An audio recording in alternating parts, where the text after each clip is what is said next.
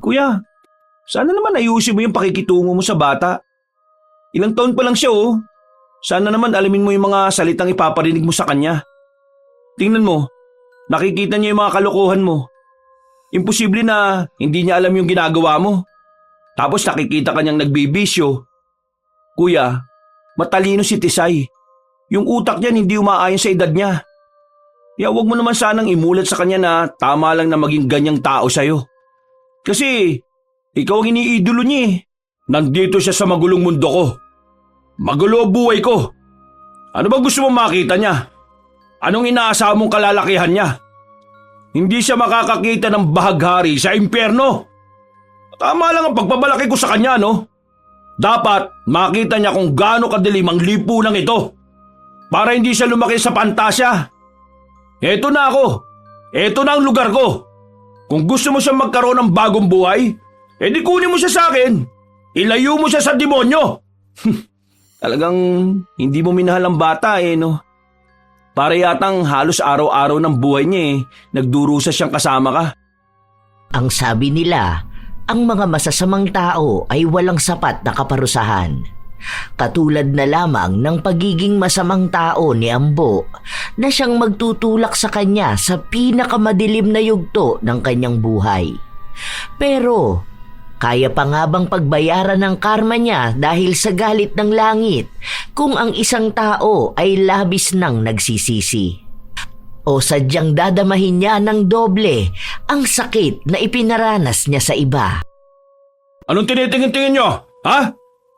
Baka gusto nyong pasabugin ko yung mga mukha nyo. Ano? Sino ba matabang dito? Ha?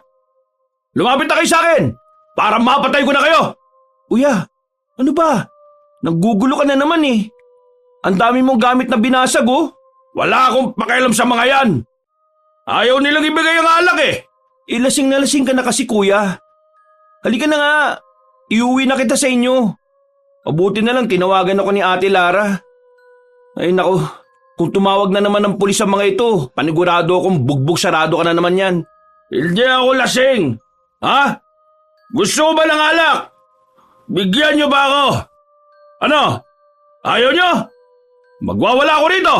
Kuya, tama na. Halika na. Bitiwan mo ako. Huwag mo akong hilahin. Gusto ko bang uminom eh? Penging alak! Ano ba? Bumalik tayo sa loob! Hindi na. Iuwi na kita. Di bang sabi ko sa'yo, huwag ka na magiinom? Hindi mo nakokontrol ang sarili mo kapag lasing ka eh. Hindi mo na nga kaya kapag nasa matinong pag-iisip ka. Paano pa kaya kapag may impluwensya pa ng alak? Ay nako, ewan ko na lang talaga. Baka sa susunod niyan eh, matatagpuan na lang ang katawan mong nakahandusay sa kalsada. Mas nga sa paglalakad. Hindi nga kasi ako lasing. Baka ikaw tong lasing. Dahil ang kulit mo eh.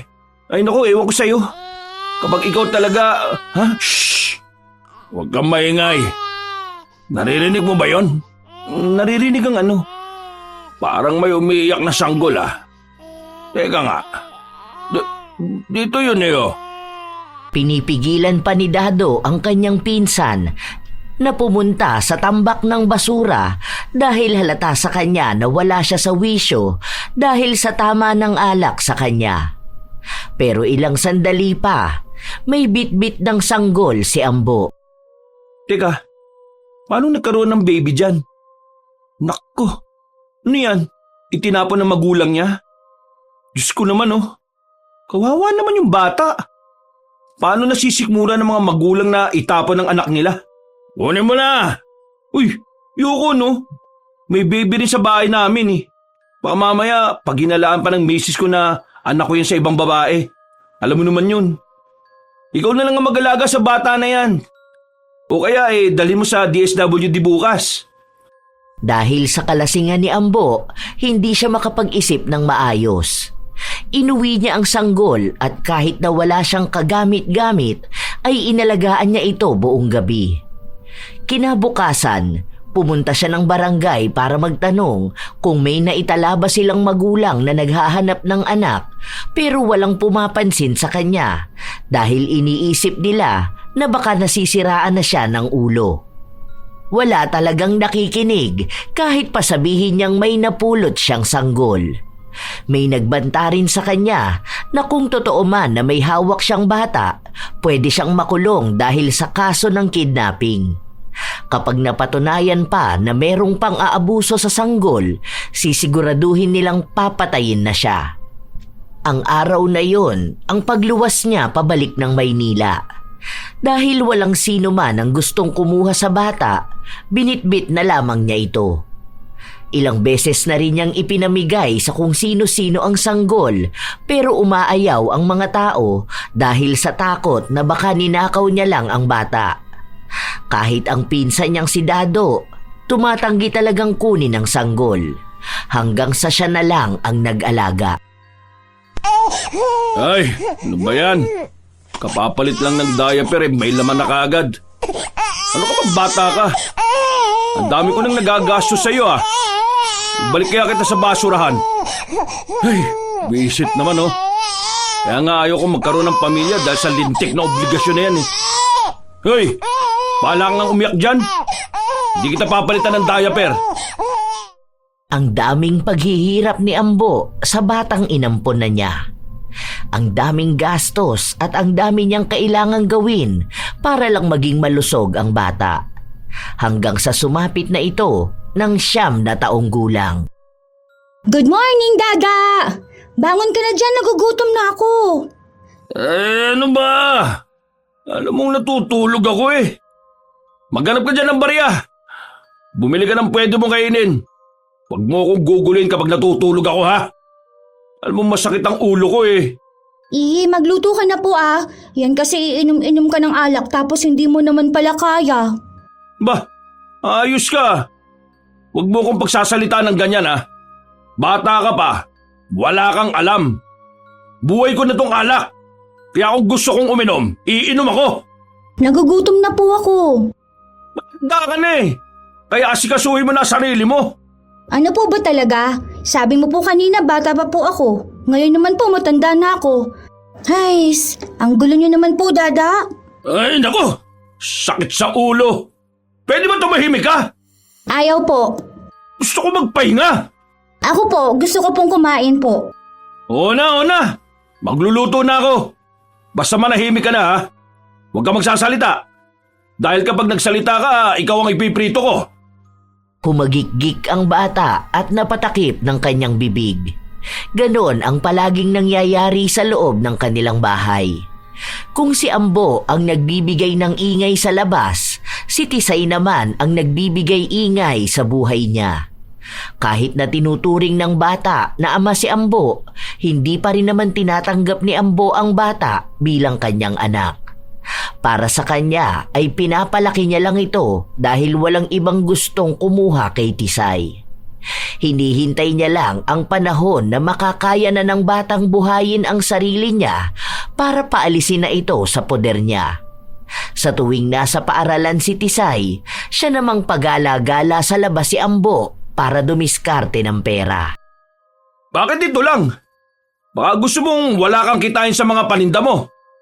Huwag mo akong tinatarantado Kaya kong ilamuka sa mukha mo yung mga pagkaing tinitinda mo.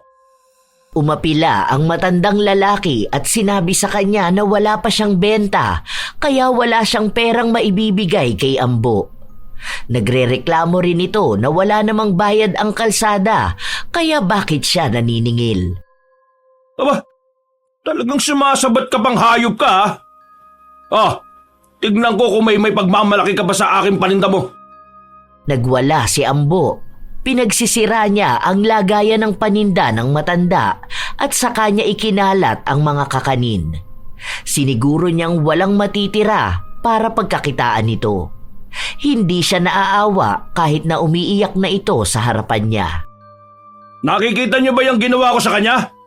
Kayong lahat dito, ako pa rin ang batas na dapat niyong sundin. Dahil kapag ako nagalit sa inyo, sinisigurado kong wala kayong magiging kabuhayan. Walang kumikibo dahil kapag may kumontra sa kanya ay sasapitin din nila ang nangyari sa matanda. May mga alagad si Ambo at sikat siya sa kanilang lugar bilang isang taong halang ang kaluluwa. Alam nila na kahit magsumbong sila sa mga pulis, wala namang magagawa ang mga yon. Hindi rin naman basta mahuhuli si Ambo. At sa oras na malaman ng lalaki kung sino sa kanila ang sumubok na kalabanin siya, ay tiyak na mananagot. Ilang tao na ang binugbog niya at ilang kabuhayan na rin ang kanyang sinira. Lahat ng tao ay galit sa kanya o sa kanila ng mga kasamahan niya. Kung tawagin siya ay hari ng kasamaan. Isang hapon, nakatambay sila sa gilid ng tulay kung saan pinagpapartihan nila ang perang nakolekta nila mula sa bayad ng mga nagtitinda sa gilid ng kalsada. Parang nalulugi din ata tayo Paano kung tasan na natin yung singil sa kanila? Ay, oo nga pala. Nasaan na yung sinasabi mong baril? Inabot sa kanya ng kasamahan niya ang hinahanap niya. Nang suriin niya ito, nagustuhan niya. Matapos noon ay may humintong sasakyan sa kanilang harapan, nagbaba ng isang bag na naglalaman ng ipinagbabawal na gamot. Isa yon sa ibinibenta ni Ambo sa kanilang lugar. Isa rin ito sa dahilan kung bakit walang kumakalaban sa kanya dahil parte siya ng isang sindikato. Matagal na niyang gawain ito. Sanay na siya. Nang matapos ang kanilang transaksyon, umuwi na siya sa kanilang bahay. May bitbit siyang isang balot ng ulam. Isay, nasan ka ba? Hanapin mo ako, Dada! Wala akong panahon dyan may dala akong ulam. Kumain ka na. Hindi niyo man lang po ako hinanap Ano pong ulam? Kakain na po kayo? Hindi ako kakain. Kumain ka na dyan. Baka mamaya kulutin mo na naman ako. Itabi mo yung isang manok. Pagkain mo bukas. Ang baho niyo naman po. Amoy po kayo sigarilyo po. Ligo na po kayo, Dada. Ang asim niyo na rin po Huwag mo nga akong inuutusan. Ang sabi ko, kumain ka na. Hindi ko sinabi na pansinin mo ako. Dada, punta po ba kayo sa school? Sabi po ni teacher ano raw po, kasama raw po ang mga magulang. Kaso ikaw lang po magulang ko. Hindi mo ako magulang, no? Dahil yung mga magulang mo, itinapon ka sa basurahan. Tumabi ka nga dyan. Naantok na ako Dada, maligo ka na po muna. Ang baho mo po. Babaho ka po lalo Kahit na anong pangungulit ni Tisay, hindi niya pa rin nakumbinsi ang ama-amahan. Alam na ng bata na hindi niya ama si Ambo dahil palaging sinasabi sa kanya na napulot lang siya sa basurahan. Pero sadyang matalinong bata si Tisay kaya hindi niya minamasama ang mga salitang yon. Minsan nga ay nagugulat si Ambo dahil may mga salita si Tisay na para bang hindi galing sa utak ng bata. Marahil ay naging paraan na lang din ito ng bata para makasabay sa buhay ni Ambo. Ilang araw pa ang lumipas, palagi pa ring gumagawa ng gulo at masama si Ambo. Nagbebenta ng droga pero hindi naman siya gumagamit. Malaki lang talaga ang bigay sa kanya kapag napapaubos niya ang binibigay sa grupo niya. Isang araw, nakita na lang niya si Tisay na umiiyak sa labas ng bahay. Oh, ginagawa mo dyan. Bakit ka umiiyak? Tinutukso po nila ako. Para dun lang iiyak ka?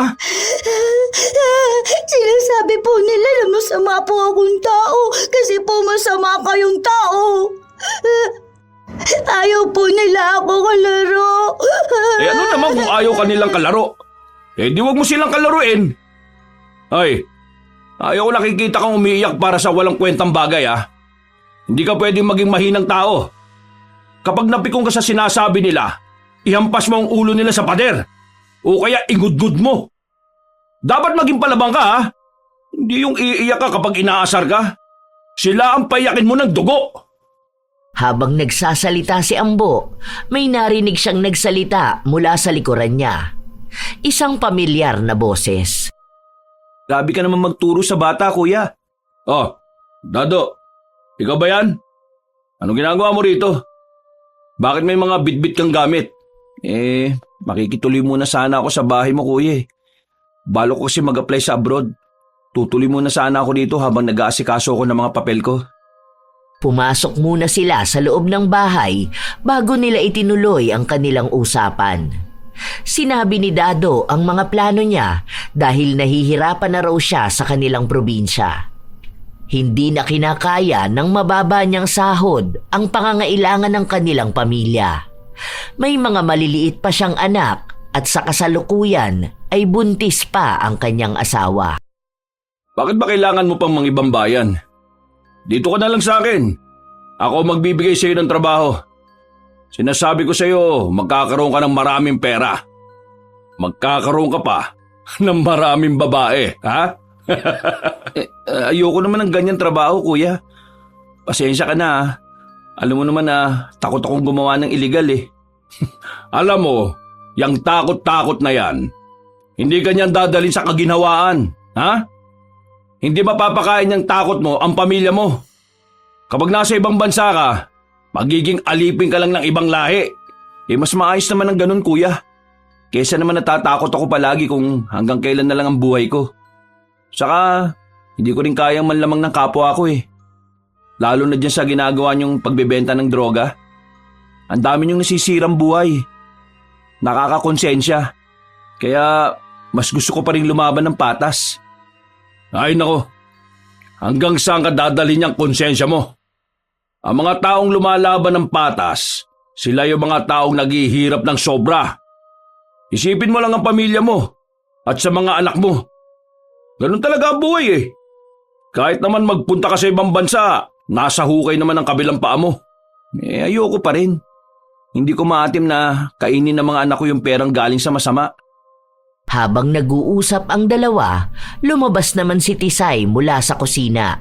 Bitbit niya ang isang pitsil ng tubig at mga baso. Baka po gusto po ninyong uminom po. Ay, salamat ha. Ang bait na bata naman ito. Laki mo na oh. Nung huling beses kitang nakita, baby ka pa eh.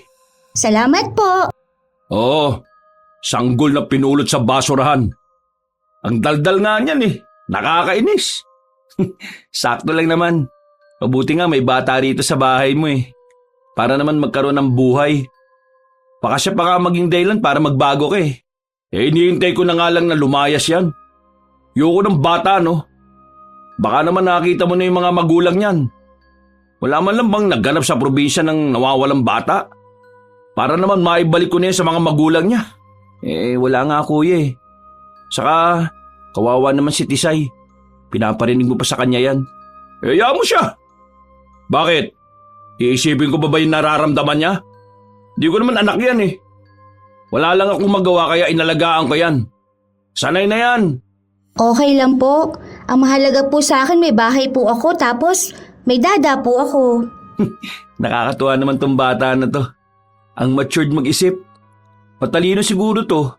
May award po ako. Perfect po ako sa math. Ay, wow! Galing talaga ah.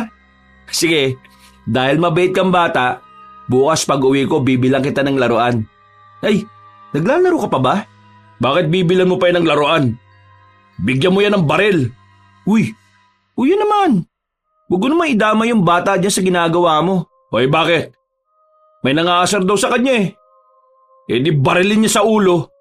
Ewan ko na lang kung may magtangkapang umaway sa kanya. Ano ka ba? Tumigil ka nga kuya. Basta be, huwag mong papakinggan yung dada mo ha. Huwag mo siyang gagayahin. Dapat palagi ka lang mabait. Ewan ko kung may mangyari sa buhay mo kung magiging mabait ka lang. Sa mundong ito, dapat marunong kang malamang sa kapwa mo. Dahil kapag palaging kabutihan ang ipinapairal mo, ikaw naman ang magiging kawawa sa huli. Hindi na uso ang bida, no? Dahil sa mga pelikula lang may mabuting tao. Matigas ang paninindigan ni Ambo sa kanyang mga ginagawa. Walang ibang tamang gawain kundi ang maging masama. Sa ganung gawain na siya nabuhay noon, kaya sa ganung gawain na rin daw siya mamamatay. Yun ay kung may makakapatay nga sa kanya. Dahil nakatira na rin sa kanila si Dado, nagkaroon na ng kasama si Tisay. May nag-aasikaso na rin sa bata. Dahil mabait at matulungin naman si Tisay, hindi nahirapan si Dado na alagaan siya. Isang beses, nasa bahay lang si Ambo dahil wala pang mahalagang gagawin sa labas. Umuwi ng bahay si Tisay, marumi ang uniforme. Oh, ano yan? Bakit ganyan ang suot mo? Nag-ano po kami sa school? Nag-painting po kami. Sige na, magpalit ka na. Ilagay mo yan sa labahan at ipapasabay ko yan bukas sa kapitbahay. Ako na lang po maglalaba. Tinuro po kasi sa amin ni teacher. Dapat po maging masipag po kami para po matutuwa po ang mga magulang po sa amin. Sino naman matutuwa sa'yo? Wala ka namang magulang. Kayo po kaya ang magulang ko. Ganun na rin daw po yun eh. Kapag po daw sino ang kasama sa bahay po, siya po ang magulang. Dami mong alam. Bilisan mo na. Bili mo ako ng alak sa labas. Sabi po ni teacher, masama daw po ang alak at sigarilyo po. Kaya po ang baho niyo palagi kasi po may bisyo po kayo. Ano ba yung pinagsasasabi mo? Huwag mong pakinggan yung teacher mo, no? Panigurado na may bisyo rin siya. Aba, kapag ako nainis sa kanya, susugurin ko yan. Yan ang mahihirap sa mga nag-aaral eh. Akala naman nila, tatalino nila. Sa mundong ito, ang labanan sa tunay na buhay ay diskarte. Siya, bilisan mo na, may utos ako sa'yo. Kahit na anong sabihin ng bata, hindi naman talaga makikinig ang kanyang ama. Gagawin nito kung ano ang gusto niyang gawin. Habang nasa tindahan si Tisay, naririnig niya rin ang mga babaeng nasa tindahan. Ang mga manang na madalas na pag-usapan ang buhay niya at ang ugali at kasamaan ni Ambo. Sinabi pa ng isang babae na hindi raw magtatagal na magiging babaeng bayaran din si Tisay.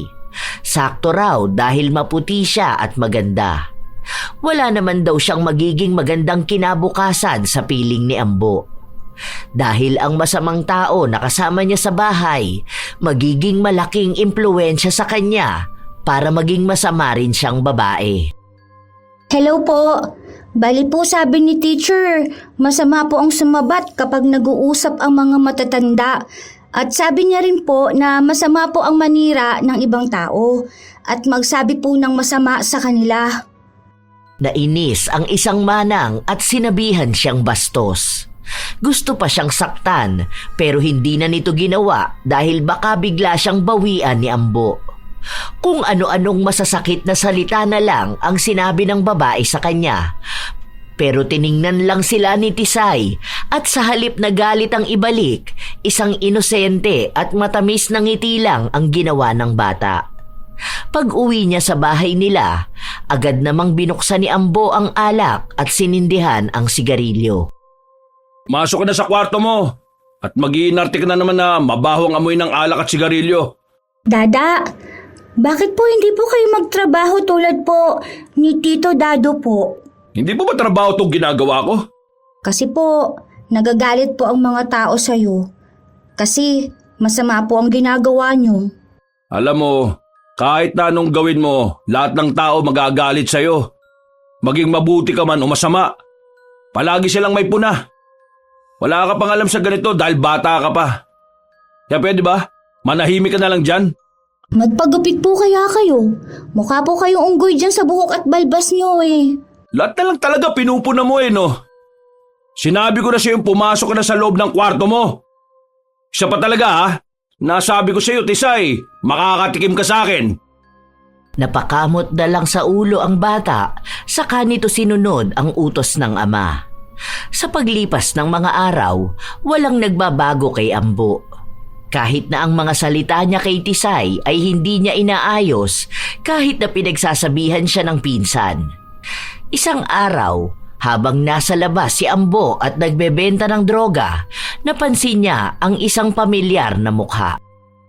Mamaya na, babalik ako. Doon muna kayo kay Abi bumili. Oo, sandali lang. May kakausapin lang ako. Mukhang siya rin ang sinadya ng babae dahil nang makita siya nito ay lumakad din palapit sa kanya. Walang ngiti sa labi pero bakas ang galit sa mga mata. Buhay ka pa palang hayop ka? Anong ginagawa mo rito? At talagang hindi ka pa rin nagbago? Ang tibay mo rin ano? Ang dami ng mga pinatay na pusher pero ikaw, nakatayo ka pa rin dito at proud na proud ka sa ginagawa mong kasamaan. Alam mo, kung pumunta ka lang dito para makita mo ako, mukhang may tama na yung utak mo. Kung galit kayo sa akin, sana wag nyo na lang alamin ang nangyayari sa buhay ko. Magpakalayo-layo na lang kayo, ha? Nagpakalayo-layo na nga kayo, di ba? Ilang taon na bang hindi tayo nagkikita-kita, ha? Gusto ko sanang makita kung naghihirap ka na bang hayop ka. Kaso, mukhang totoo nga talaga na matagal mamatay ang masamang damo. Ay, alam mo naman pala eh. Tapos nag-abala ka pa. Depende na lang kung bibili ka ng paninda ko. Pero kung magpapakita ka lang sa akin para ipaalala yung mga pinaggagawa ko noon, hindi ka na sana nagsayang ng oras. Di ba? Kasi, hindi pa naman ako makakalimutin eh. Tanda ko yun. Wala lang talaga akong pakialam. Habang nanggigigil na si Lynn sa mga pinagsasasabi ng kanyang kausap, saka naman dumating si Tisay. Tinawag niya ang kanyang ama habang hawak niya ang isang papel. Tumakbo sa kanila ang bata at bakas ang kainosentehan sa kanyang mga ngiti. Dada, tingnan mo po ang gawa ko. 100 po nakuha ko. Natuwa po si teacher kasi po magaling ako. May anak ka? Hello po. Ang ganda nyo naman po. Para po kayong Barbie. Di ba sabi ko sa iyo kapag nakikita mo ako sa labas, wag na wag mo akong kakausapin. Tara na, umuwi na tayo. Ay ko po, Dada. Bitawan mo nga ang bata. Nasasaktan siya sa pagkakahawak mo. Mamaya mapilayan mo pa yan. Wala kang pakialam. Nagpatuloy lang si Ambo na maglakad kasama ang bata. Nagmamadali silang makauwi. Nang makarating sila sa bahay, itinulak niya ang bata na naging dahilan para mapaupo ito sa sahig. Ilang beses ko bang sasabihin sa iyo na huwag mo akong kakausapin sa labas, ha? Di ba sabi ko sa iyo kapag nanggaling ka sa school, umuwi ka na kagad? Ang tigas talaga ng ulo mo eh, no? Ipapakita ko lang naman po itong gawa ko. Kahit ano pa yan, wala akong pakialam sa ipapakita mo. Sa susunod na ulitin mong tawagin ako sa labas, makakatim ka talaga sa akin. Sorry na po. Hindi ko na po uulitin. Huwag ka na po magalit sa akin. Sorry na po. Talagang hindi mo na uulitin. Dahil sa susunod na gawin mo yan, ipapamigay na kita sa mga taong pwedeng umampun sa'yo. Ayoko na matigas ang ulo, ha? Kapag sinabi kong uuwi ka kagad sa bahay, yun ang gawin mo. Kung ayaw mong sundin ang utos ko, lumayas ka na lang sa pamamahay ko. Ano ba? Lumayo ka nga sa akin. Huwag mo nga akong yakapin. Sorry na po, Dada. Hindi na po matigas ang ulo ko. Huwag niyo na lang po akong ibibigay sa iba po, ha? Sorry po. Doon ka nga. Bitiwan mo ko. Pilit na ipinagtatabuyan ni Ambo ang bata habang wala namang humpay ang paghingi ng tawad ni Tisay. Ilang sandali pa, dumating naman si Dado. Baka sampagod sa kanya pero mas nangingibabaw ang pagtataka. Oh, ano nangyayari? Ewan ko sa batang yan. Ano ba? Umalis ka nga dyan. Visit ka. Itinulak ni Ambo palayo si Tisay. Matapos nito ay lumabas din siya ng bahay. Iyak lang ng iyak ang bata. Nang tanungin siya ni Dado, doon ikinuwento ni Tisay ang nangyari. Sinisisi niya ang kanyang sarili kung bakit nagagalit ang kanyang ama. Sinasabi ni Dado na kapag naging mabuting bata at masunurin siya, hindi na magagalit si Ambo. At hindi na rin siya ipamimigay sa ibang tao katulad ng palaging panakot sa kanya. Pinatahan na lamang ni Dado ang bata at pinayuhan ito. Kinausap na lang din niya si Tisay para kahit na paano ay gumaan ang pakiramdam ng bata. Gabi na, hindi pa rin umuuwi si Ambo at nag-aalala na ang kanyang anak. Matagal naghintay si Tisay hanggang sa nakatulog na lang ito. Ilang oras pa ang nakalipas, umuwi na rin si Ambo. Kuya, ano ba nangyayari sa'yo? Bakit naman ganun ang ginagawa mo sa bata? Ipapakita lang naman niya itong ginawa niya eh. Proud lang siya na magaling siya. Tinan mo nga to, para sa itong ginawa niya eh. Sa halip na matuwa ka, talagang nagalit ka pa. Wala akong pakialam dyan. Anong gusto mong gawin ko dyan sa papel na yan? Pandidingas ko lang yan eh. Basahin mo kasi. Ay nako, wala akong panahon sa mga kalokohan na yan. Kuya, sana naman ayusin mo yung pakikitungo mo sa bata. Ilang taon pa lang siya oh. Sana naman alamin mo yung mga salitang ipaparinig mo sa kanya. Tingnan mo, nakikita niya yung mga kalokohan mo. Imposible na hindi niya alam yung ginagawa mo. Tapos nakikita kanyang nagbibisyo.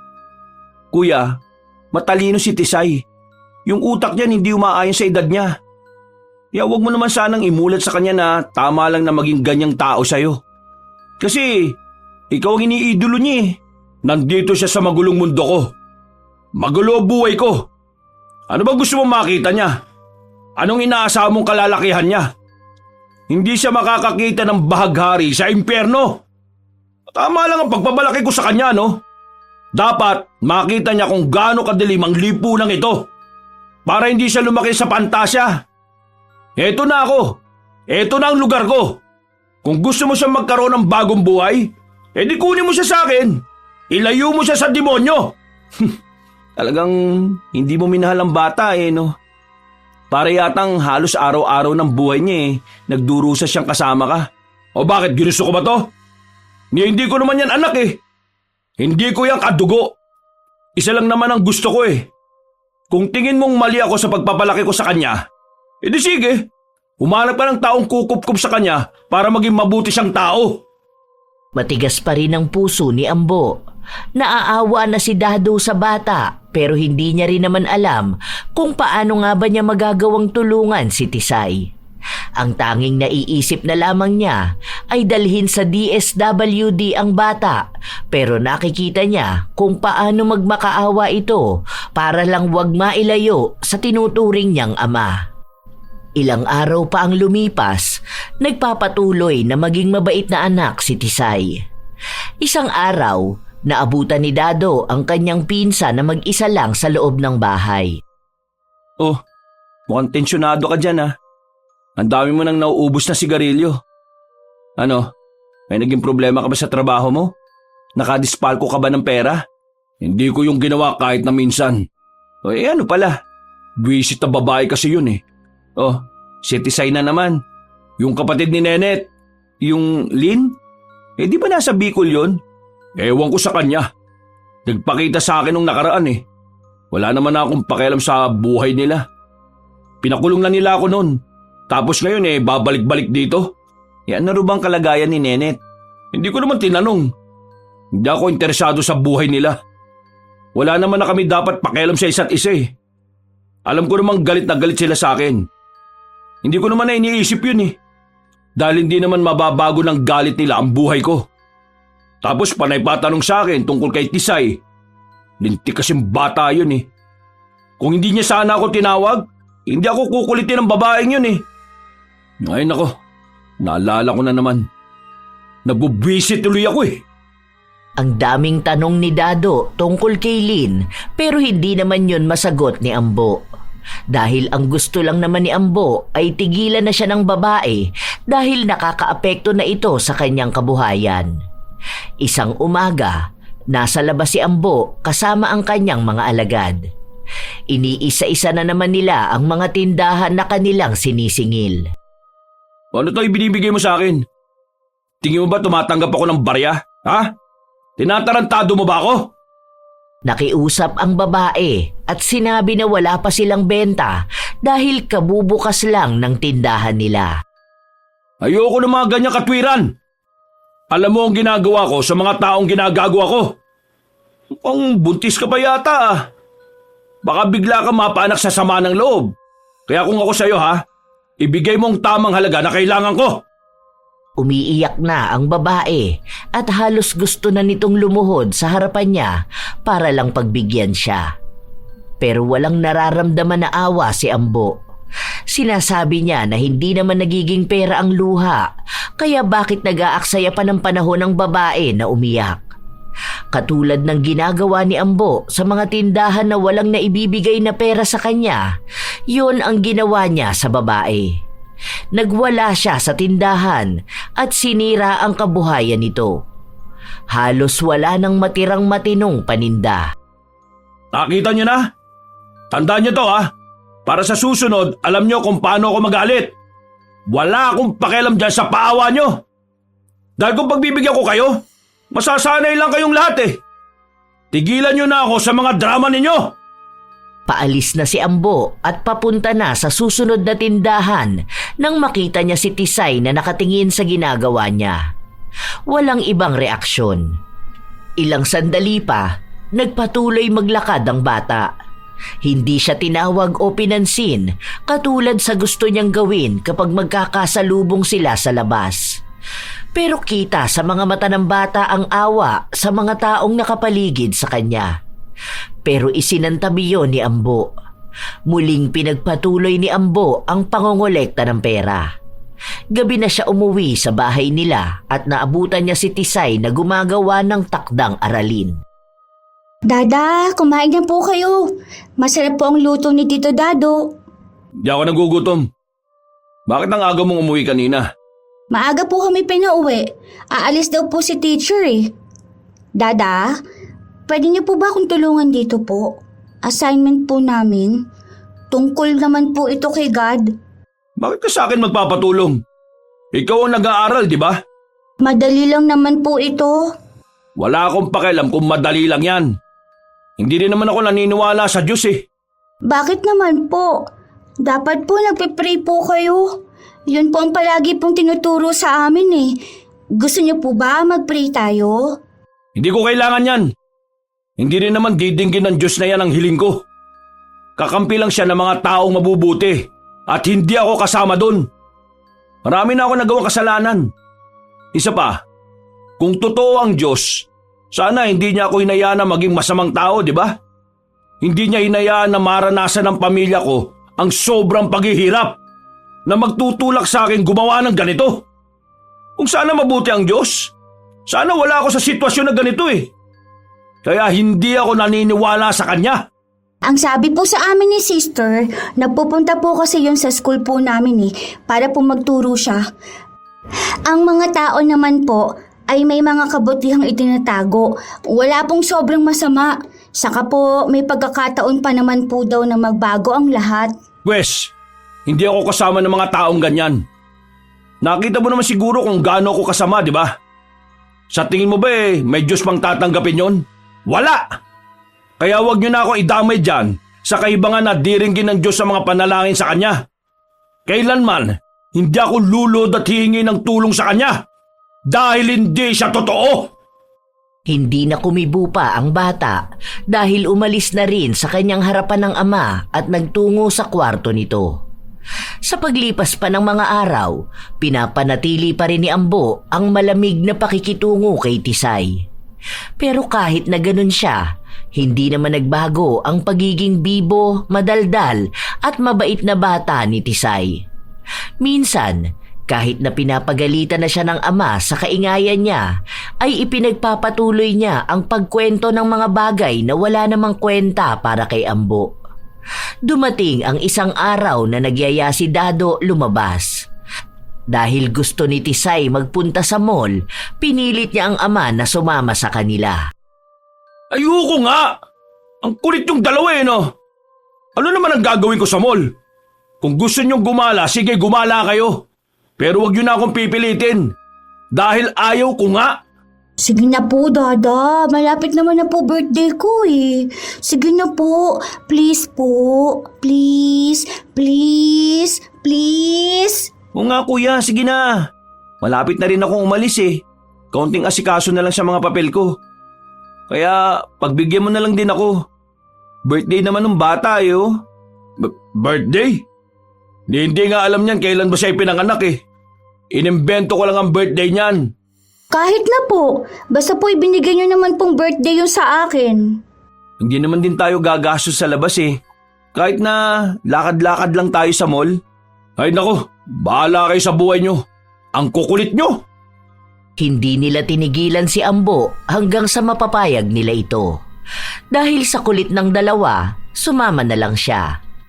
Naglakad-lakad sila sa mall, kung saan-saan sila tumambay at baka sa mukha ni Tisay na masaya talaga siya.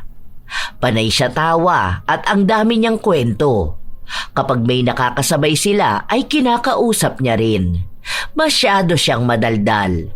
Habang ipinapakita ng bata ang tuwa, siya namang iritable ni Ambo. Ilang beses na siyang nag-aya na umuwi pero ayaw pa rin ng dalawa. Tito Dado, ano po yun? Magpicture? Ayo, pwede kayo dyan magpicture ng dada mo. Oo, dadamay niyo pa ako dyan. Bakit hindi kayong dalawa magpicture? Halika, libre ko na kayo sa photo booth. Mukhang wala pa rin kayong kuhang dalawa eh. Noong una ay ayaw talaga ni Ambo pero napilit din siya ni Tisay. Dalawa lang silang pumasok sa loob. Ano ba yan? Anong akala mo sa akin, bakla? Bakit mo ako pasusutin ng headband? Dada, kasama nga po to. Parehas po tayo. Sige po, sombrero na lang po. Bakit kasi ganyan ang buhok nyo? Sabi ko po sa inyo magpagupit na po kayo eh. Para po pumogi kayo. Huwag mong pakialaman ang mukha ko. Sige na, bilisan na lang natin. Gusto ko na umuwi, no? Sige po, smile po kayo ha. Huwag po kayo nakasimangot. Picture po to. Smile po. Smile, Dada. Ay, ang kulit naman po.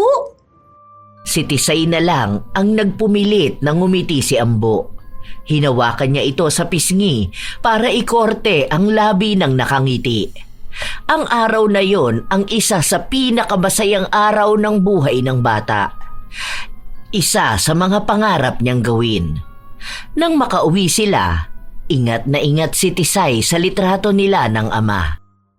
Hindi po kaya masisira ito, Tito Dado? Gusto ko po idikit ito sa pader po eh. Pasisira din naman yan eh. Ingat-ingat ka pa dyan. Tingnan mo, sa susunod yan, itatapon na yan. Hindi po ah. Gusto ko po ito itago forever. Kasi po kasama po kita rito. Kahit na po ayaw mo po mag-smile. Wala pa ring gibo si Ambo. Pumasok na lang siya sa loob ng kwarto. Ilang sandali pa, nagpunta naman doon ang bata. Pinapaalis niya pero ayaw ni Tisay. Panay ang kwento sa kanya at sabi kung gaano siya kasaya. Kahit na paulit-ulit na ang kwento, sinasabi pa rin ng bata. Gusto niya raw ulit yun gawin.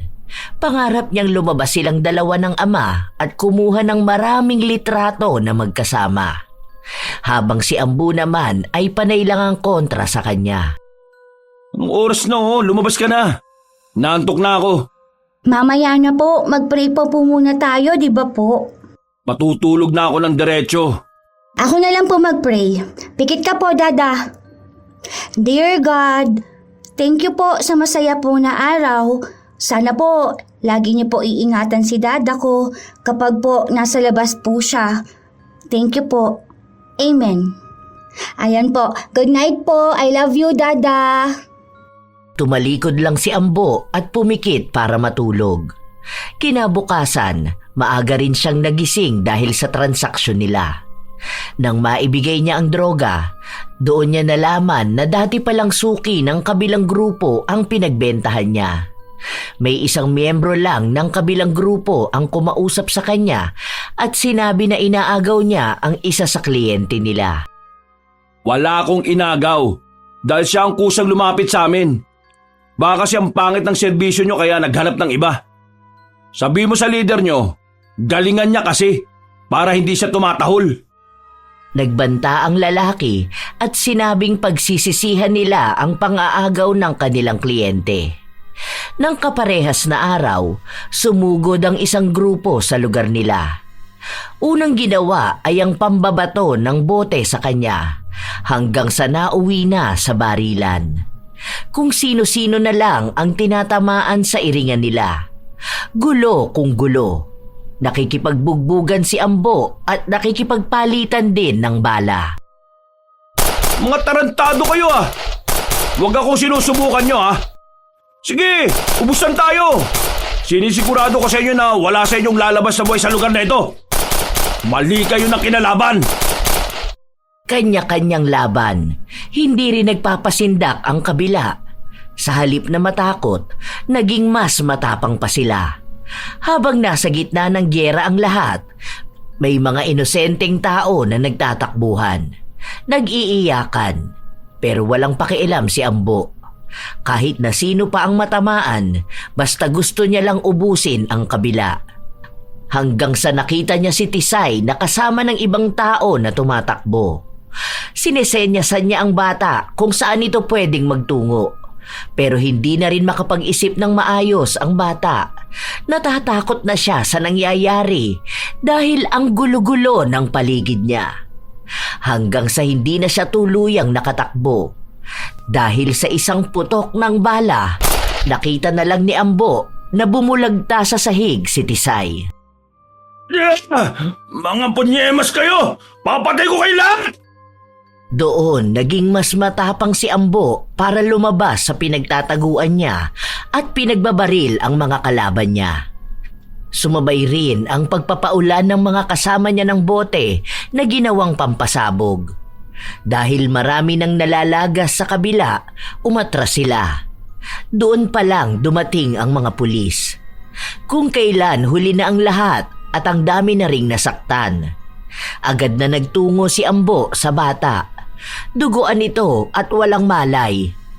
Sa takot niya, agad siyang napasugod sa ospital. Pero walang pumapansin sa kanila kahit na nakikitang duguan na ang bata. Kahit pa naghihingalo na ito. Malayo ang susunod na ospital kaya hindi maitatakbo ni Ambo ang anak niya. Ilang beses pang tumawag ng doktor si Ambo pero halatang hindi siya pinapakinggan. Iniisip niyang marahil isa na sa dahilan kung bakit walang umaasikaso sa kanila ay dahil sa kanyang itsura. Halatang mahirap lang sila at mukhang walang halaga ang mga buhay. Wala bang gagamot sa anak ko? Sige, sinasabi ko sa inyo, sa oras na may masamang mangyari sa kanya, lahat kayong doktor na narito, pasasabugin ko ang mga bungo ninyo. Sisiguraduhin kong hindi nyo na makikita ang pamilya ninyo. Ikaw, tumawag ka ng doktor! Bilis na! Nakatutok ang baril ni Ambo sa isang nurse. Dahil sa ginawa niya, napuno ng takot ang mga tao sa ospital. Dahil sa pananakot niya at pagwawala, doon lang inasikaso ang kanyang anak. Wala naman sana siyang intensyon na gumawa ng gulo sa ospital kung sana lamang ay naging makatarungan din sila para sa kalagayan ng bata. Ilang oras din ang inabot bago dumating si Dado. Bakas ang pag-aalala niya. Ilang beses siyang nagtanong kay Ambo pero hindi nito ipinaliwanag ang lahat ng nangyari. Nalaman na lamang ni Dado na nasa bingit ng kamatayan ng bata, lalo na't may natamaang ugat at may daplis ang puso nito dahil sa pagtama ng bala. Maraming dugo ang nawala, kaya kailangan niyang masalinan agad. Kailangan din ng operasyon. Diyos ko po, bakit naman ganito ang nangyari? Bakit ba kasi nasa labas si Tesay? Di ba wala naman siyang pasok? Hindi ko rin alam eh. Dahil wala naman ako sa bahay. Nasa agency ako kanina. Wisit! Banda talaga sa akin yung mga taong gumawa niya kay Tisay. Sisiguraduhin kong mauuna silang sunduin ni kamatayan. Kuya, utang na loob. Tigilan mo na kasi yung ginagawa mo eh. Tingnan mo oh, napahamak na yung bata. Saan naman tayo makakahanap ng donor? Ang dugo ni Tisay. At yung doktor na ang nagsabi na sobrang hirap makahanap ng ganung dugo. Maghanap tayo. Hindi pwedeng walang makukuhang dugo ang anak ko. Ako ang gagawa ng paraan. Ayaw maglabas ng emosyon ni Ambo kahit na halata ang takot na nararamdaman niya para sa bata. Hindi takot si Ambo sa kamatayan dahil alam niyang anumang oras ay dadalaw sa kanya ito para sunduin siya. Pero hindi niya akalain na katatakutan niya ito para sa isang tao na hindi naman niya kadugo. Gumawa sila ng paraan para makahanap lang ng dugo. Kung saan-saan na siya nakipila at nakiusap na tao pero wala pa ring nangyayari. Pati sa kanilang probinsya ay tumawag na si Dado dahil baka sakaling mahanap ang magulang ng bata at makapagbigay sila ng dugo. Umuwi muna si Ambo sa kanilang bahay habang naiwan sa ospital ang kanyang pinsan. Pagtapak niya pa lang sa bahay, iba na ang pakiramdam. Sobrang tahimik. Walang batang madaldal na uunahin pa ang kwento bago siya makaupo. Sa unang pagkakataon, naghanap ng presensya ng ibang tao si Ambo. Buong buhay niya, malamig ang puso niya sa ibang tao. Wala siyang pagmamahal kahit sa sarili niya. Malungkot ang buhay niya. Hindi man niya aminin, malaki ang epekto ni Tisay para sa kanya. Ang buhay niyang nasa kadiliman, binigyan ng liwanag ng anak. Hindi niya pinapahalata na mahal niya ang bata dahil maging siya ay hindi niya matanggap na yun nga ang nararamdaman niya. Dahil ang pagmamahal ay kahinaan at ngayon mahina na siya. Ilang araw pa ang lumipas, hindi pa rin nagigising si Tisay. Wala pa rin silang makitang dugo. Hanggang sa nagalit na lang si Ambo. Muli siyang nagwala sa isang ospital na pinuntahan niya kung saan may tinutukan siya ng baril. Dahil sa ginawa niya, muntik na siyang dakpin ng pulis. Nakatakbo lang siya. Wisit naman, kanino ba ako hahanap ng dugo? Habang problemado si Ambo, muli na naman niyang nakita si Lynn sa kaparehas na ospital kung nasaan si Tisay.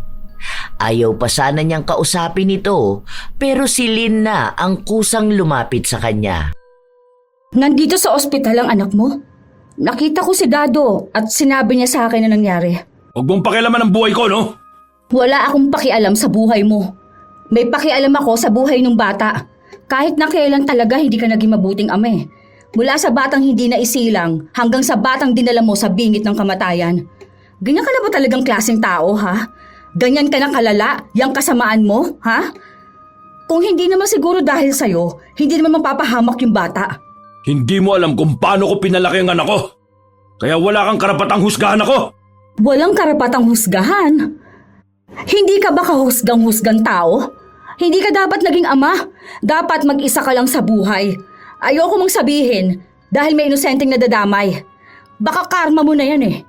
Ganti na sa'yo ng langit dahil sa mga kagaguhan mong nagawa. Isa kang kriminal.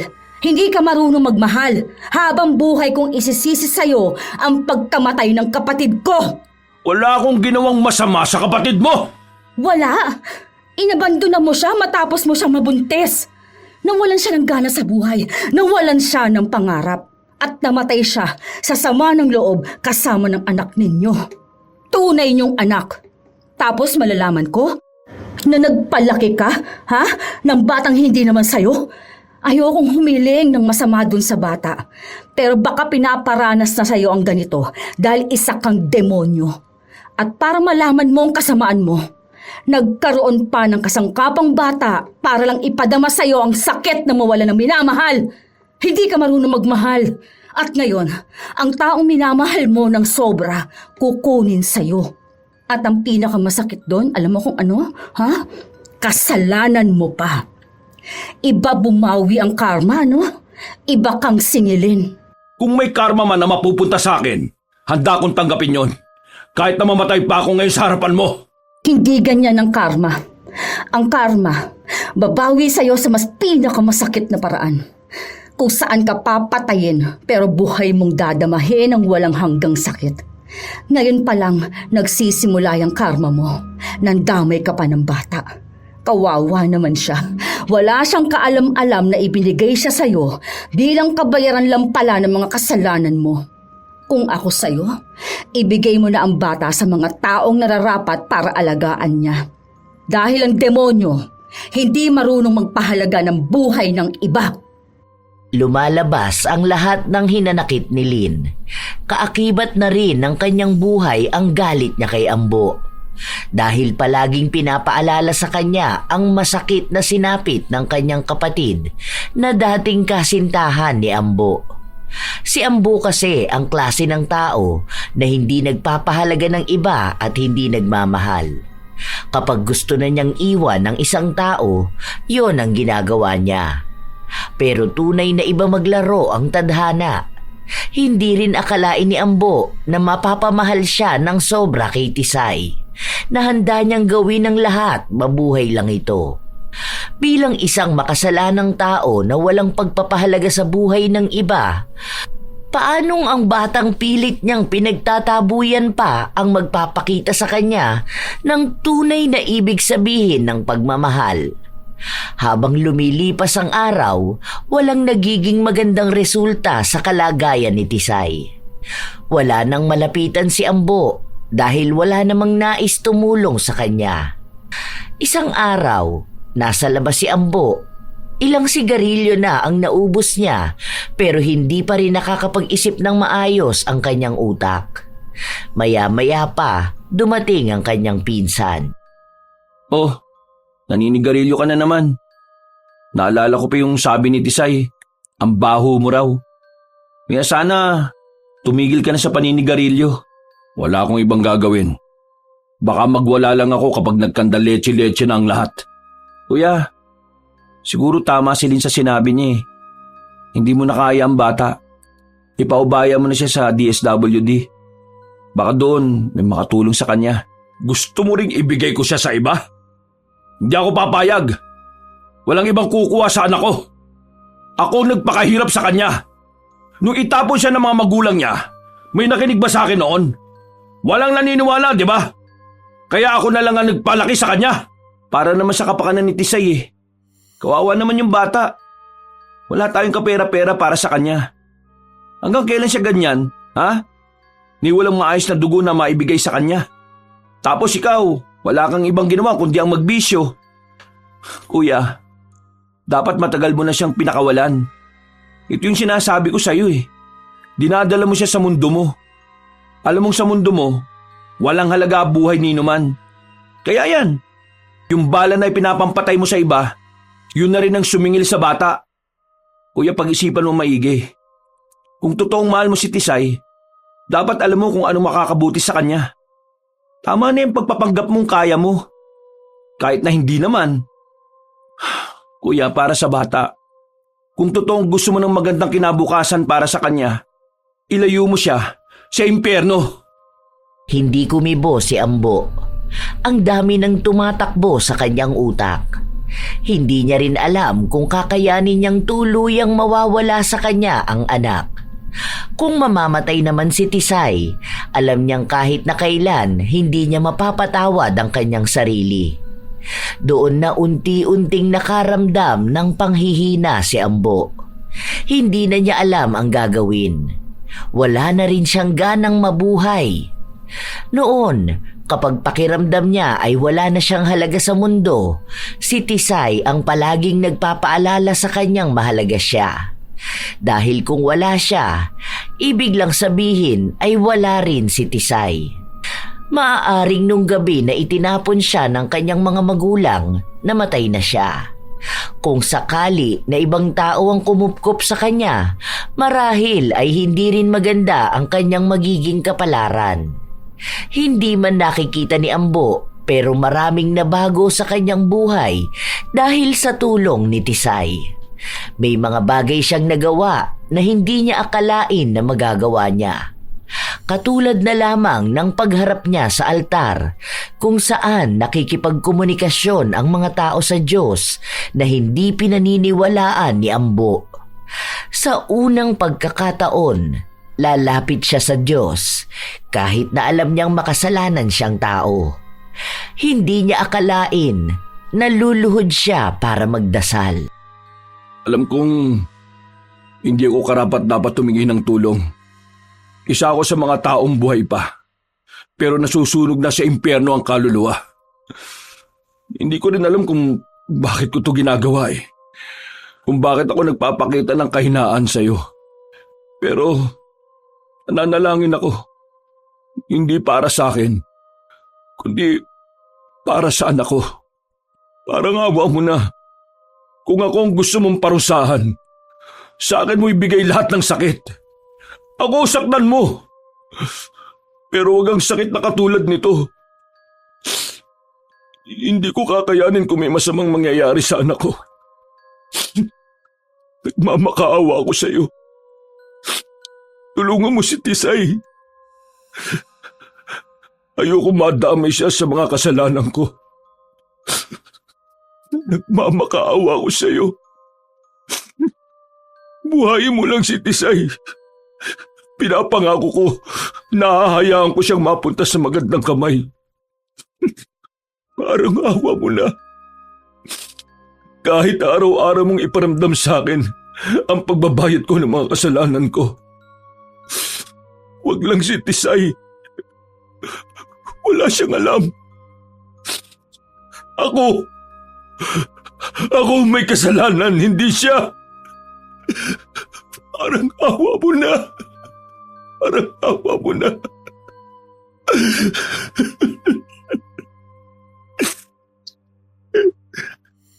Bumuhos ang emosyon ni Ambo. Maging siya ay nagtataka kung paano nangyaring umiiyak siya habang kausap ang Diyos. Bigla siyang naniwala at umasa na pakikinggan siya. Nagawa niya itong lahat para kay Tisay. Para sa pagmamahal niya sa bata. Hindi niya alam kung ilang oras ba siyang nakaluhod at paulit-ulit na idinarasal ang kagalingan ng bata. Hindi na niya kayang makita na nahihirapan si Tisay dahil lang sa kagagawan niya. Nang umuwi siya sa bahay nila, niligpit na niya ang mga gamit ng bata. Inilagay niya ito sa malaking bag. Nagdesisyon na siyang gawin ang sinabi sa kanya ni Dado. Kahit mahirap at kahit sobrang bigat sa dibdib, iniisip niya na para naman ito sa kapakanan ng bata. Dito niya napagtanto ang iba't ibang forma ng pagmamahal. Isa na rito ang pagsasakripisyo at pagpapalaya. Tunay nga na ito ang parusa sa kanya dahil hindi niya maipaliwanag kung saan ba ang masakit sa kanya. Hindi ito basta tama ng bala o saksak sa katawan niyang kaya niyang tiisin. Higit sa 10 beses na sakit. Habang nagliligpit siya, nakita niya ang litrato nila ng kanyang anak. Lalong bumuhos ang kanyang emosyon. Habang kinukuha ang litrato na yon, nakasimangot siya at si Tisay ang nagpilit na inginiti ang kanyang labi. Sa totoo lang, noong araw na yon ay masaya siya, pero hindi pwedeng ipakita sa bata. Ayaw niyang malaman ni Tisay na meron siyang emosyon. Dahil para sa kanya, kahinaan yun. Ang ginagawa niyang pagmamatigas sa bata ay para rin kay Tisay. Dahil gusto niyang maging matatag ito sa malupit na mundong kakaharapin niya. Naupo na lang si Ambo sa higaan ng kanyang anak at doon niya muling dinama ang mga luhang tuloy-tuloy nang lumalabas. Patawadan ako. Patawarin mo si Dada kung hindi kita naipagtanggol, ha. Patawarin mo ako kung tinamay pa kita sa magulong mundo ko. Patawarin mo ako kung pamimigay na kita sa kanila. Mahal na mahal kita. Kahit na hindi ko yan nasasabi sa'yo. Gusto kong magkaroon ka ng magandang buhay. Buhay na hindi ko kayang ibigay sa'yo.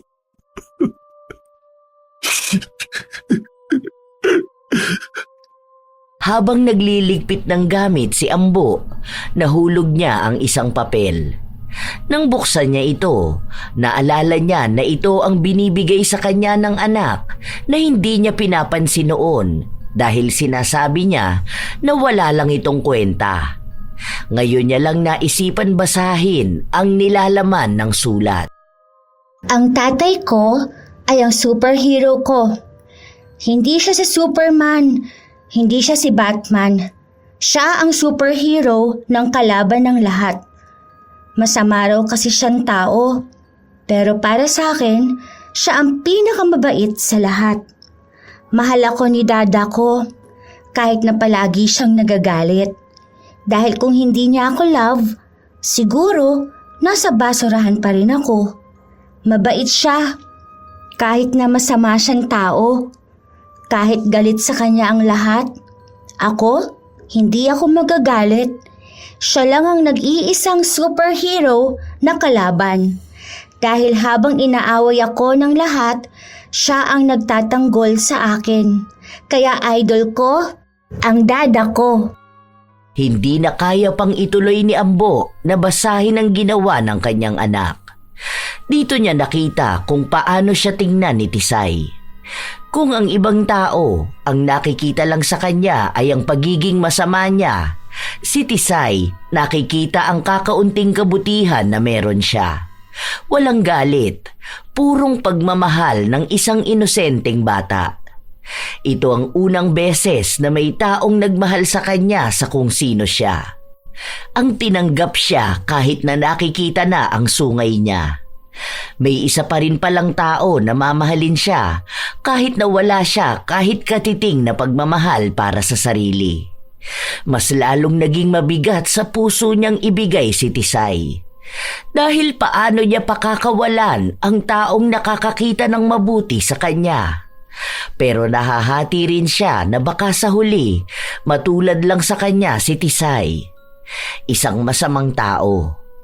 Nang matapos niyang iligpit ang mga gamit ng anak, kinuha na rin niya ang isa nilang litrato at saka niya inipit sa kanyang pitaka.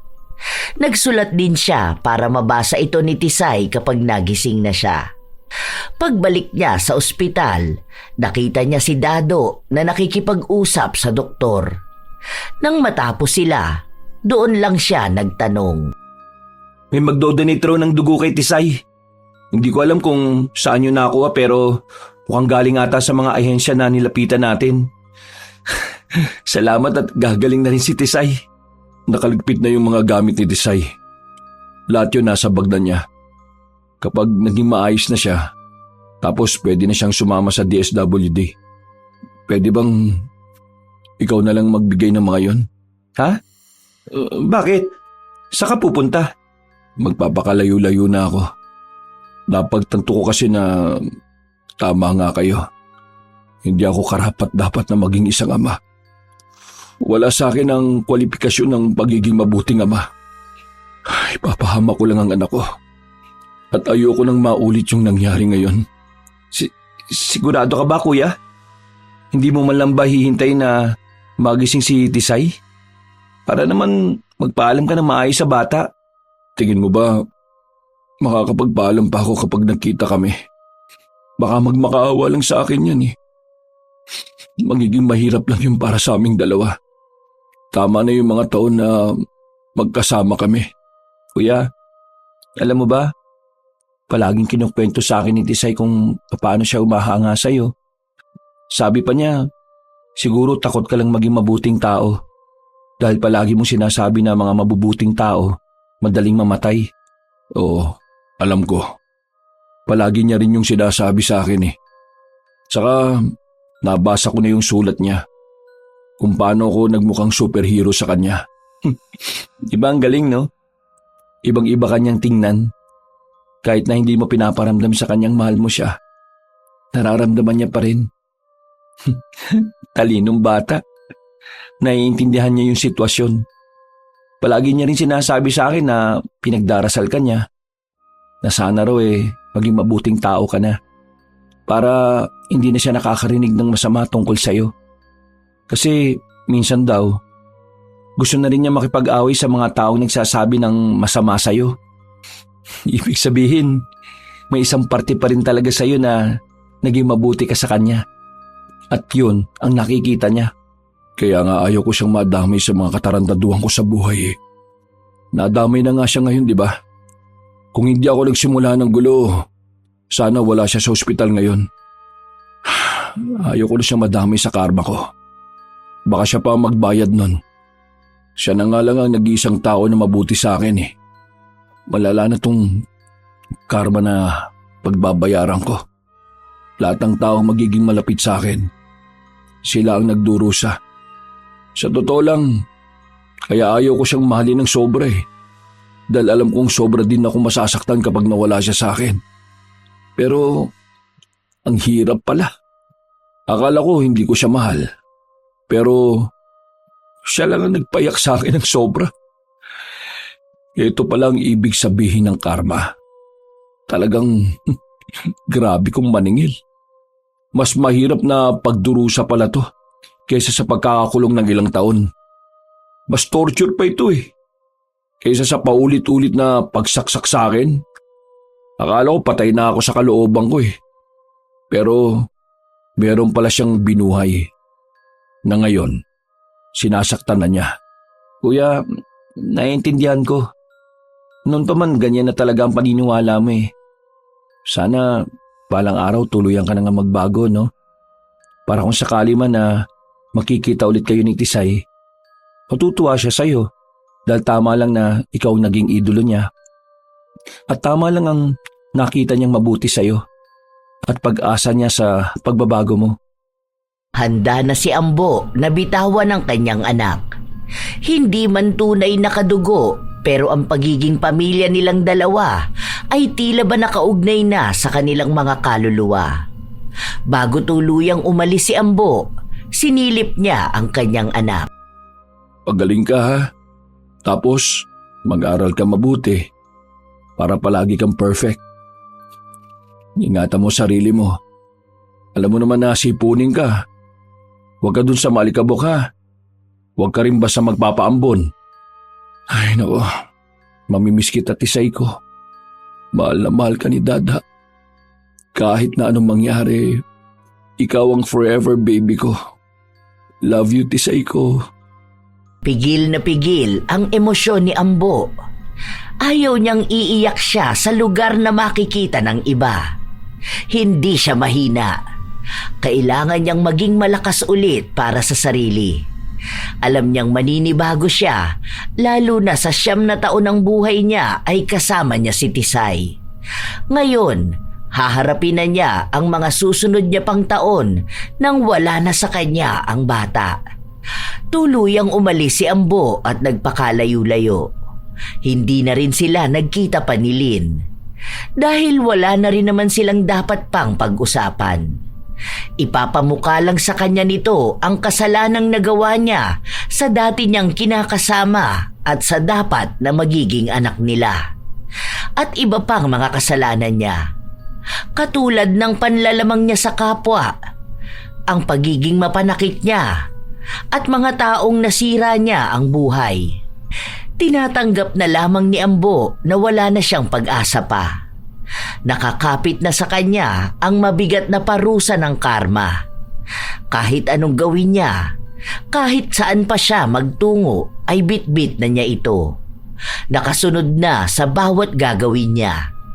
At sa oras na magmahal siya ng iba, sila ang mapapahamak. Kaya sinabi ni Ambo, para walang ibang mapapahamak, wala na ulit siyang pahihintulutan na papasok sa kanyang buhay. Wala na ulit inosenteng bata na makakapiling ng isang demonyo.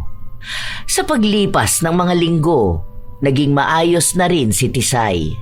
Nasa tabi niya lang si Dado hanggat hindi pa siya napupunta sa kustodya ng DSWD. Si Dada ko po. Oh, huwag ka masyadong gumalaw. Magpagaling ka muna. Nanghihina ka pa oh. Ang dada ko po, Tito. Nasaan po ang dada ko? Hindi sumagot si Dado. Sa halip, iniiba niya ang usapan. Pero tila ba walang ibang gusto si Tisay kundi makita ang kanyang ama. Hindi pa man niya alam ang nangyayari, wala na siyang ibang ginawa kundi ang umiyak. Matagal sila sa ospital, pero mula sa pagdilat ng mga mata niya, kahit isang beses ay hindi niya nakita si Ambo. Hanggang sa nalaman niyang kukunin na siya ng DSWD. Nagwawala siya sa ospital at tinatawag ang pangalan ng kanyang ama. Dada, tulungan niyo po ako! Dada, ginagawa mo nila ako! Ayoko po sumama sa kanila. Sa inyo lang po ako sasama. Dada, tulong po! Pasensya ka na Tisay pero matagal nang umalis si Kuya Ambo. Wala na siya rito. Hindi na siya magpapakita pa. Mas makakabuti sa'yo kung sasama ka na lang sa kanila. Hindi ako iiwan ng dada ko. Ayoko sa kanila. Gusto ko umuwi sa bahay. Kapag tumanda ka na, mauunawaan mo rin lahat ng ito. kung bakit tama lang na ginawa to ng dada mo. Maniwala ka lang, mahal na mahal ka ni Kuya Ambo. At itong sakripisyo na to ay para sa'yo. Patuloy na umiiyak at nagwawala si Tisay. Hindi niya kayang tanggapin na hindi na niya makakasama ang kanyang ama. Wala siyang pakialam sa sinasabi ng iba na masama itong tao dahil siya ang nakasama ni Ambo. Kaya siya lang ang makakapagsabi kung halimaw ba ito. Dahil para kay Tisay, mas halimaw pa ang kanyang mga magulang na nagtapon sa kanya kaysa sa tinuturing niyang ama na kaaway ng lahat. Sa huli, wala pa ring nagawa si Tisay. Walang kahit na sinong nakakaalam kung nasaan nga ba si Ambo. Kahit si Dado ay walang alam. Nang ibigay na kay Tisay ang kanyang mga gamit, umalis na rin si Dado. Sa paglipas ng mga araw, walang gana sa lahat ng bagay si Tisay. Hindi siya kumakain, hindi rin siya nakakausap ng maayos. Palagi lang siyang umiiyak at hinahanap ang kanyang ama. Tila ba ang masiyahin at bibong bata ay nawala na rin kasabay ng pag-alis ni Ambo. Habang naghahalungkat ng gamit si Tisay, nakita niya ang litrato nila ng kanyang ama. Muli siyang naiyak. Hanggang sa nakita na rin niya ang sulat na iniwan sa kanya. Tisay ko, kung nababasa mo ito, alam kong nasa maayos ka na. Pasensya ka na kung iniwan kita. Para din naman to sa'yo. Palagi ka magpapakabait. Kumain ka ng gulay para hindi ka magkasakit. Mag-aral lang mabuti at huwag magiging makulit.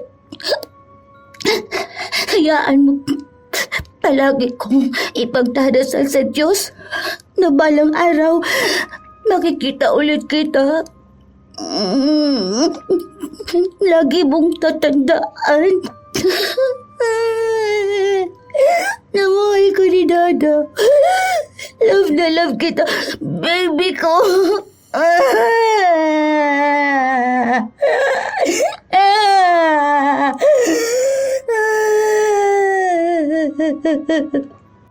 Muling humagulgol ng iyak ang bata. Gustong-gusto niyang mayakap ang kanyang ama. Pero wala na siyang magagawa. Aasa na lamang siya na isang araw ay pagtatagpuin ulit ang kanilang landas. Nagkaroon ng bagong pag-asa ang bata. Kahit na nahihirapan siyang mabuhay sa panibagong mundo na kinalalagyan niya, ginawa niyang inspirasyon ang kagustuhan niyang hanapin ang ama. Malaki ang utang na loob nito kay Ambo dahil kung hindi siya pinalaki nito, marahil ay hindi siya magiging isang bata na puno ng pangarap. Hindi man niya lubos na nauunawaan ang nangyayari, nais naman niyang bigyan ng panahon ang lahat. Hanggang sa lumipas na ang panahon. Ang tanging naiwan na lamang kay Tisay ay ang mga alaala nila ng ama at ang nag-iisang litrato na mayroon sila. Isang kayamanan na kailanman ay hindi niya nanaisin na mawala. Hanggang sa sumapit na ng wastong edad si Tisay. Puno siya ng pangarap na maging matagumpay na tao. Dahil sa pamamaraan lamang na yon, madali niyang mahahanap ang ama. May pagkakataon na bumabalik siya sa luma nilang bahay dahil nagbabaka sakali siya na bumalik na ang kanyang ama pero iba na ang nakatira doon. Wala na rin sa kalsada ang mga taong nanggugulo sa mga tindera. Malaki ang naging bunga ng sakripisyo ni Ambo. Kahit na parehas silang nasaktan, naging paraan naman ito para sa panibago at mas makulay na kinabukasan para kay Tisay. Ang iniiwasan lamang ni Ambo ay ang may taong mahalaga sa kanya na magbabayad sa karma na dapat ay sa kanya lang papataw. May mga kasalanan talaga na kahit gaano na katagal na gawa ay may karampatan pa ring parusa mula sa langit. At ang isa sa pinakamasakit na parusa ay napupunta pa sa taong mahalaga sa kanila. At iyon ang paraan para maramdaman nila ang higit na sakit kaysa sa ibinigay nila sa ibang tao. Minsan din, ang mga taong masasama ay nakikitaan ng kabutihan, ngunit madalas huli na ang lahat bago pa nila mapagtanto na may naging mali sila. Hindi naman masama ang pagbabago. Sadyang mayroon lang mga taong hindi ito kayang gawin dahil natatakot sila sa mas matindi ring kapalit. Katulad ni Ambo, may mga masasamang tao na hindi inaasahang mapapamahal sa isang tao na magpapabago ng kanilang pananaw. Minsan, mga taong hindi nila kadugo. At katulad din ni Tisay na sa kabila ng madilim na pagkatao ng isang tao, nakikitaan niya pa rin ng liwanag at kabutihan. Napapatunayan niyang bawat masamang tao may nakatagong kabutihan, na minsan kahit sila sa sarili nila ay hindi nila yon nakikita. Nakakatakot talaga ang karma dahil naniningil ito sa panahong hindi mo inaasahan. Hindi sa panlabas na ganti ang mararanasan, kundi isang sakit na uukit at tatama sa kaluluwa ng kanilang sinisingil. Lagi nating tatandaan na maging mabuting tao dahil ang ginagawa mong kasamaan sa kasalukuyan ay tila ba isang binhi na mamumunga ng parusa na ikaw rin ang aani balang araw. Walang nakakaligtas sa ganti ng langit dahil kapag oras na ng singilan, madarama mo ang tunay na sakit. Lalo na kung nakikita mong ang nagbabayad nito ay ang mga taong mahal mo. Subukan nang ituwid ang lahat ng kamalian bago pa mahuli ang lahat. Tandaan, ang pinakamabigat na krus ay ang konsensyang hindi mo kayang buhatin. At ang pinakamatinding impyerno ay ang panonood sa pagdurusa ng mga taong iyong pinakamamahal. Mahirap talaga mga apo kapag karma na ang maniningil. Dahil parang kahit na anong gawin mo ay hindi mo ito mabayad-bayaran. Sana'y may natutunan kayo sa ating bagong kwento ngayon. Ibahagi nyo rin kung ano ang inyong opinyon sa mag-amang Tisay at Ambo. Ito ang inyong Lola Telang at maraming salamat sa pakikinig nyo mga apo.